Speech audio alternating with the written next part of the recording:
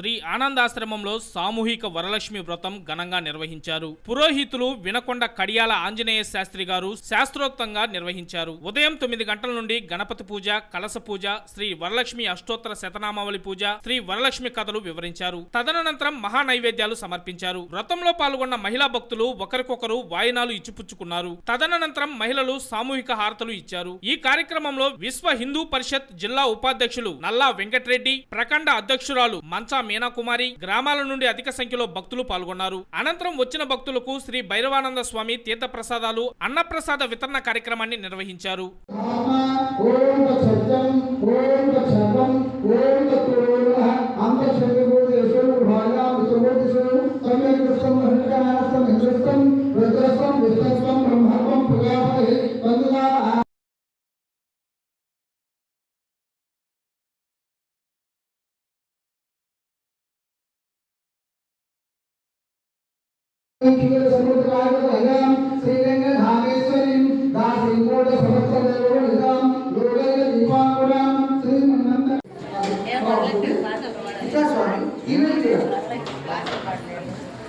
అందరూ నమస్కారం చేసుకోండి.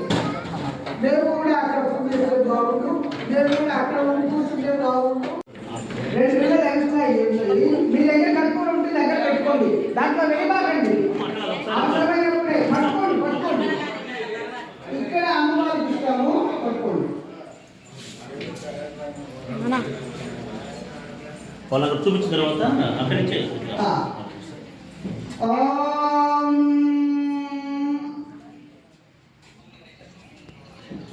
ఇక్కడ పట్టుకోండి.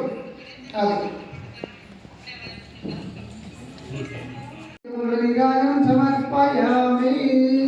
జై శ్రీరామచంద్రమూర్తి.